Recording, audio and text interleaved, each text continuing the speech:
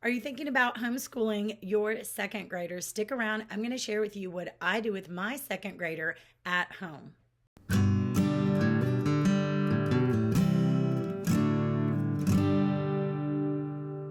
Hi, I'm Rebecca, and welcome to the Parent Teacher Bridge, where you can find the ideas and resources you need to empower you to become your child's most influential teacher. Today, we are talking about second grade resources and homeschooling in second grade. Before I get started, make sure you click like and subscribe. And along the way, please drop a comment or a question below. I'd love to help you out some more. So if you have a question, we can chat about that together, or it may even inspire me to do another video.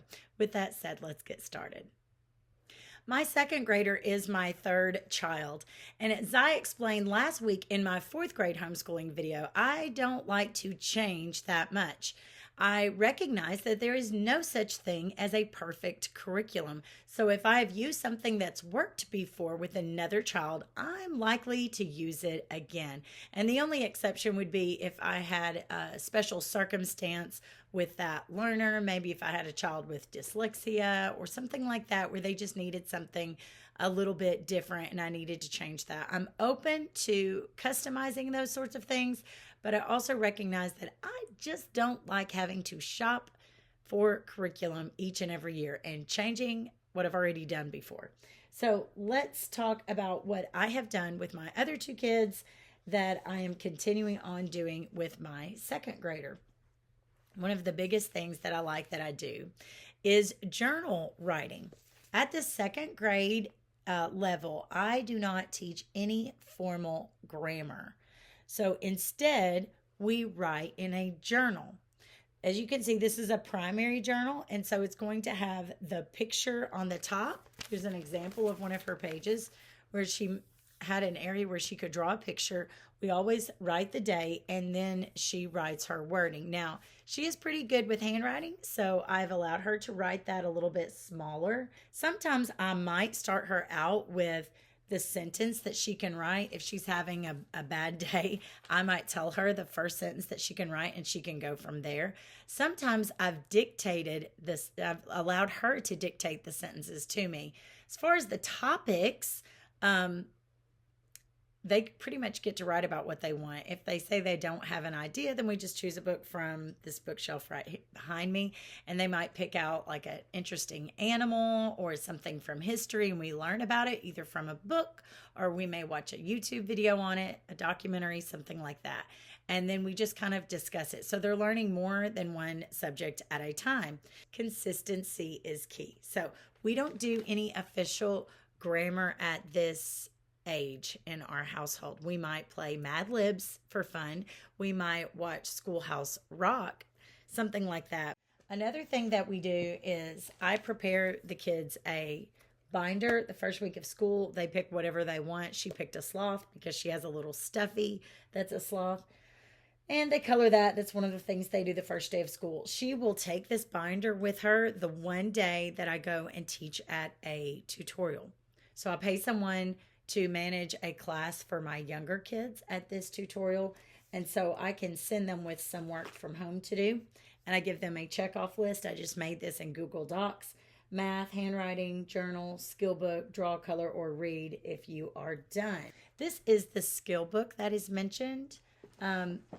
It's not the same exact one I used for my now fourth grader or my now eighth grader, but I'm never really against having some extra books on hand, even if they don't go with an actual curriculum, because it's a good way to expose my kids to just some other things that maybe didn't get included in their curriculum, or something good that they can work on quietly if we are in the car or if we're at a waiting room. And this is just a general skill book for second grade. We got it at a discount store. And as you can see, it includes lots of different subject areas.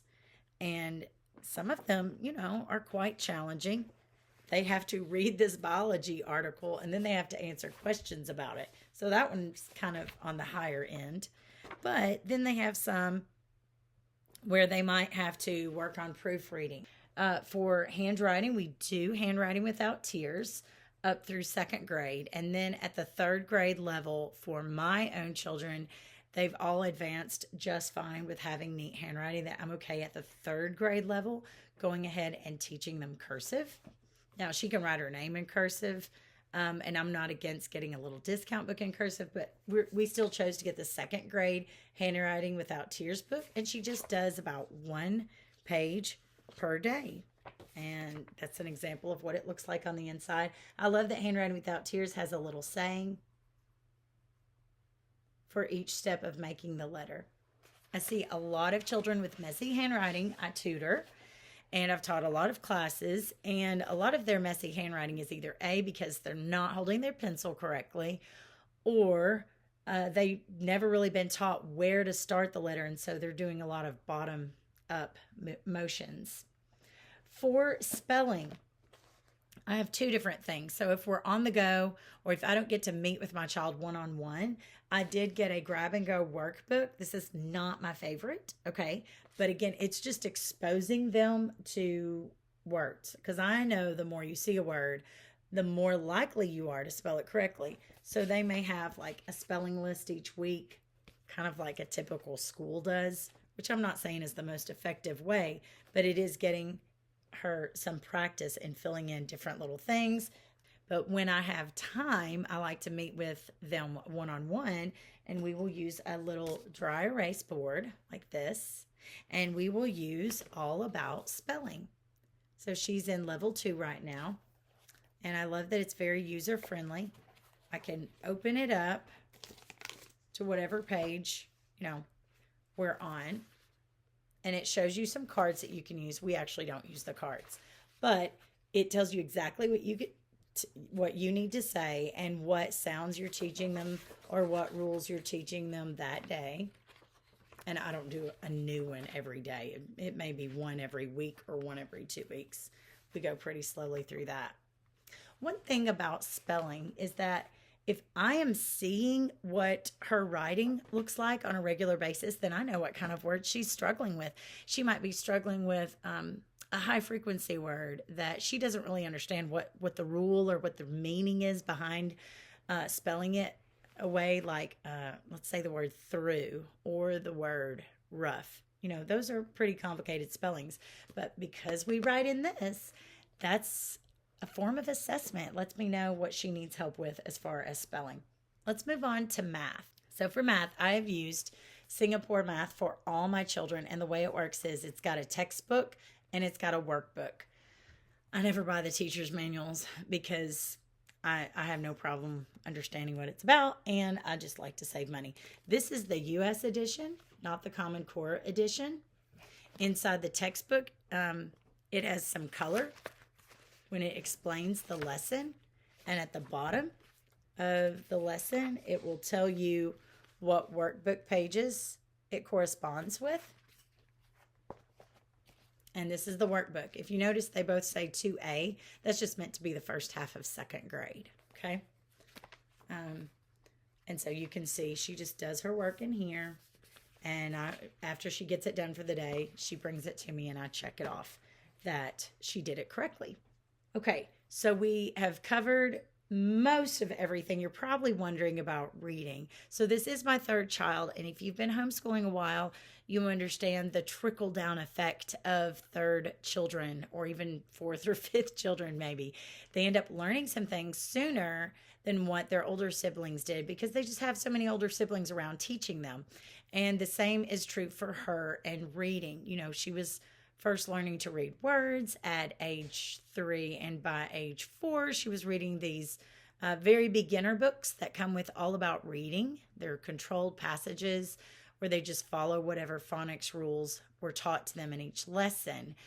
So she's done pretty well with that. So we're kind of at the point of reading where I just continue having her read harder and harder books, gradually building that stamina, building her accuracy, that she's getting the words right, and just building the fluency, and that to make sure that she understands what she is reading. So what she has been reading recently has been some American Girl books. She has some American Girl dolls. She likes to pretend with them. She likes history. This one is Caroline's Secret Message from 1812. And so I know that, she's generally on the higher end of reading for second grade. I know that's not typical. If your child does struggle with reading at the second grade level, I would highly recommend that you have a reading curriculum that does work in phonics. If you are interested, I have a video on Orton Gillingham and that strategy. There are different homeschool reading programs that are Orton Gillingham based. I know All About Reading is one, but I'll leave a link to that video below if your child is a struggling reader, because you need to do more than that. But generally speaking, just find books that are at a good level for your child to read. It may not be something that's a chapter book. It probably won't be in second grade, but some second graders can handle that. So that's what we do with reading. We regularly go to the library. I regularly have her read aloud to me so that I can make sure she's understanding what she is reading, and she's getting to read some fiction books and she's getting to read some nonfiction books. The last thing that we do, we are not currently in a classical conversations community, but since we were for a while and I'm familiar with it, I use their Foundations program, and it goes in cycles of 3 years. This is the third cycle right now. So what that basically means is they are going to memorize and learn about certain topics, the United States being one of those topics. So in geography, they're going to learn about the states and the capitals. They're going to learn about different landforms in the United States. They're going to learn about United States history. They will also list some different things that the children are to memorize for science. For English, they may not fully understand what they are memorizing at this point, just like a little child may not understand memorizing the ABCs in a song, but if they memorize the ABCs in a song, it can really help them later on, or any kind of material they're learning through songs. So like for science, they learn about different types of tissue, the digestive system, the respiratory system, things of the body, and then a little bit of the periodic table and some other things, geology too. So with those topics, they will usually have a song that they sing. They have new ones each week for a period of 24 weeks. They learn the little song. They constantly review it. And for me, it gives me ideas on what types of books to get from the public library, and we can study them as a family because her 4th grade sibling is doing the same thing. And even though their 8th grade sibling is not, he went through all of this before. So it's all review for him if he hears them practicing it during the week. And they can listen to their music for their memory work while they color or just relax. They're going to learn things like multiplication facts and skip counting, things like that. So if you're curious about that, you may want to check out the Classical Conversations program. Many people meet in a community, but we do not at this time because I am running a tutorial with my sister for grades 7 through 12. So we're a little bit busy, but it's fine. I know what I'm doing with that. And that's how we handle science and social studies. Some of you actually have curriculum for Bible, and I think that's a wonderful thing. At this time, we don't have a specific curriculum for Bible. It's just something that we try to incorporate in our everyday lives. And that may be reading through the Bible together. That may be memorizing Bible verses. I have a video on that if you want to watch that too. And some of it just may be, having your Bible, a Bible that you can read. A lot of times I use the International Children's Bible for little ones, and having them practice reading out of the Bible just so that they can get over that hump of actually opening something that's that big and reading from it. Okay, so let's hear all your questions. What other questions do you have about what I do for second grade? One thing I pointed out in my 4th grade video was that, if my child has work from certain workbooks or something that they did not finish, it is okay for me to save it and use it again the next year. And the only reason why I wouldn't do that would be if it's something that's way, way too easy for them. And then I would just give it away to a friend. So it's okay to reuse some things. I know with my 4th grader, I am still using some 3rd grade books with him as we carry over into the next year.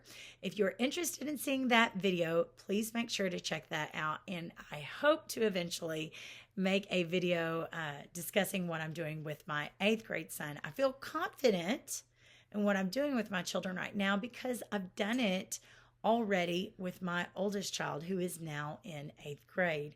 So, a lot of times, if you're a new homeschool mom, you may be wondering what you can do. You may be trying to imitate everything they do in school. You may be trying to pass off all the schooling to someone else online. In general, I like to know what my kids are learning and be involved with it so that if I see something when we're out and about, we can make connections together. If I were to do anything online, it might be something like a math game, or it might be something like watch a documentary about one of our science or social studies topics. Leave your questions below. And remember, parents, you are your child's most influential teacher.